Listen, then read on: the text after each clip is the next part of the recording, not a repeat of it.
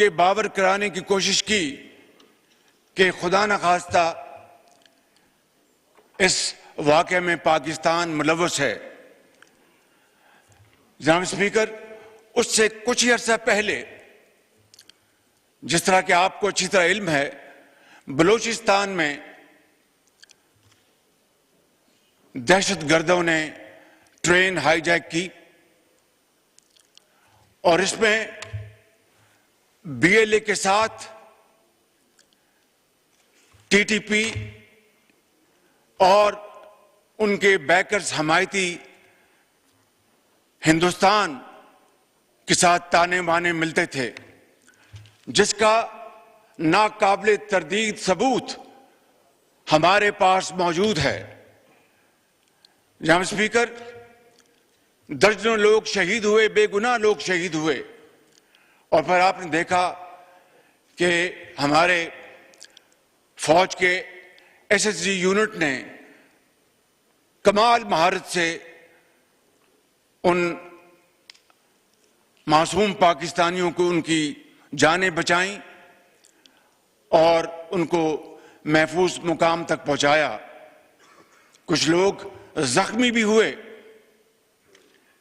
लेकिन जनाब स्पीकर, हिंदुस्तान को इस वाक़े की मजम्मत की तौफीक तो ना हुई। उन्होंने जिस तरीके से संगदिली के साथ इस वाक़े का मजाक उड़ाया, वो तारीख में हमेशा बदतरीन अल्फाज में याद रखा जाएगा। जनाब स्पीकर, इसके बाद जनाब स्पीकर, मेरी दुनिया के मुख्तलिफ ममालिक के सरबराहान से, उनके अहम ओहदों पर फाइज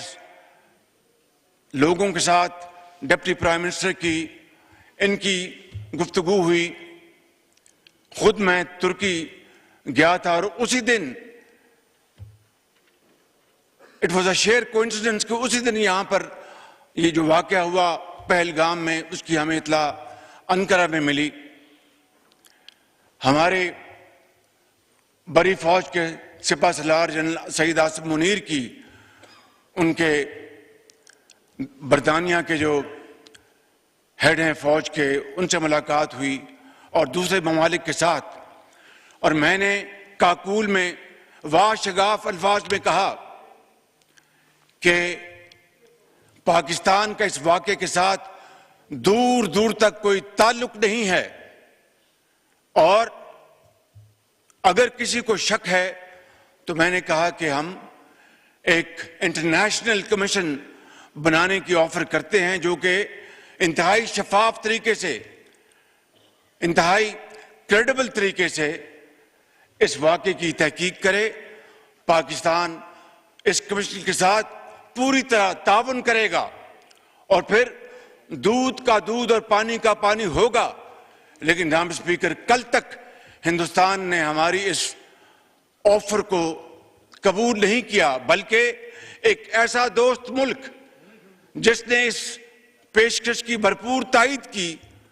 उसको हिंदुस्तान ने उनके सफीर को बुलाकर डिमाश किया। जनाब स्पीकर, इन हालात में ये जो पिछले दिन गुजरे हैं, हर रोज इत्तला मिलती थी कि आज हिंदुस्तान के जहाज आएंगे और वो पाकिस्तान पर हमलावर होंगे। मैं आपको अल्लाह ताला के फजल करम से और दिल की अथाह गहराइयों से आपको और आपकी तोसत से पूरे इस मोअज़्ज़िज़ ऐवान को और पाकिस्तान के 24 करोड़ अवाम को मुबारकबाद पेश करना चाहता हूं कि हमारी अफवाज पाकिस्तान 24 घंटे तैयार थी कि कब दुश्मन के जहाज उड़े, कब उनको हम उठा के समंदर में फेंक दें।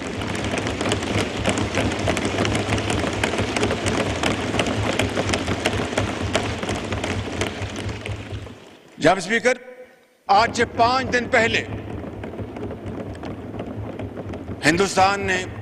वो राफेल जहाज खरीदे हैं, उस पर बड़ा नाज करता है। 5 दिन पहले, लेकिन जनाब स्पीकर, हिंदुस्तान नाज नहीं किया जाता। अल्लाह ताला को उससे हर वक्त डर के लेकिन दिन रात मेहनत करनी पड़ती है, नाज नहीं किया जाता। खौफ खुदा के साथ, इंतहाई आजी के साथ, मगर बड़े मेहनत करनी पड़ती है, कॉन्फिडेंस के साथ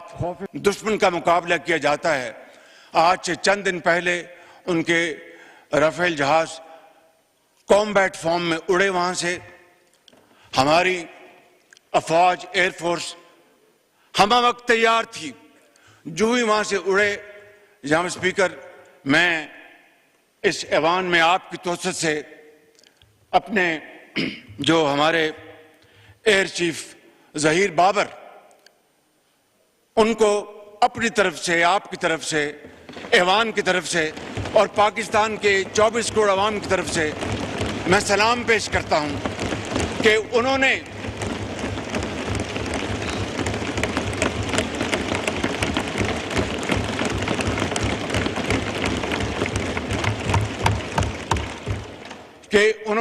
और उनके उकाबों ने उन्होंने हिंदुस्तान के इन जहाजों की जो कम्युनिकेशन लॉक कर दी और उनको समझ नहीं आई कि ये क्या हुआ हमारे साथ, और वो देखते देखते फौरन वापस पलटे और जाकर श्रीनगर में लैंड किया। ये है हमारी अफवाज पाकिस्तान की तैयारी और वे है उनका अज़म। जनाब स्पीकर,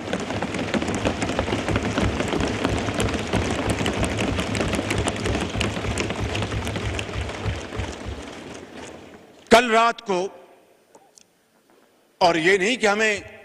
खबरें नहीं मिल रही थी, लम्हा भर लम्हा खबरें मिल रही थी कि हिंदुस्तान के क्या उनके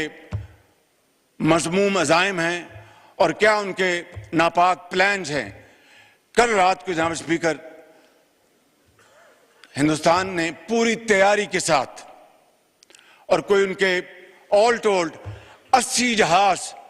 इस हमले में शरीक थे, और उन्होंने पाकिस्तान में 6 जगहों पर, 6 शहरों पर हमला किया, जिसमें आज़ाद कश्मीर के 2 इलाके, जिसमें भावलपुर, जिसमें शेखुपुरा, जिसमें सियालकोट। इन इलाकों पर जनाब स्पीकर, जी शकरगढ़, जी उसमें शकरगढ़, इन इलाकों में जनाब स्पीकर हिंदुस्तान के तैयारों ने हमला किया और पाकिस्तान के उकाब मुकम्मल तौर पर तैयारी में थे और हमारे जहाजों ने पाकिस्तान की सरहदों को अबूर नहीं किया। जनाब स्पीकर, जो ही हिंदुस्तान के जहाजों ने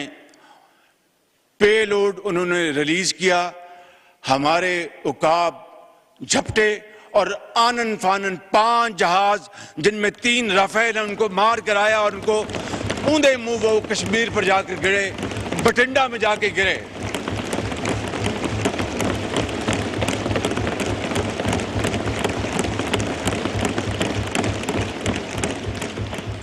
और एक जाके बठिंडा में गिरा, और बठिंडा बड़ा एक मशहूर ज़माना कह लें या बदनाम ज़माना शहर है, तो वहां पे जाके गिरा और 2 ड्रोन गिराए। जनाब स्पीकर, इससे बड़ी अल्लाह ताला के फज़ल करम से इस मौजूद ऐवान को, पाकिस्तान के 24 करोड़ अवाम को, आपको इससे बड़ी इज्जत नहीं मिल सकती। इसके लिए हम जितना भी अल्लाह ताला के हजूर सजदा रेज होंगे, हम उसका तब भी उसका शुक्र कभी अदा नहीं कर सकते कि ये कन्वेंशनल वॉरफेयर थी, इसमें न्यूक्लियर दूर दूर तक उसका कोई नामो निशान नहीं था।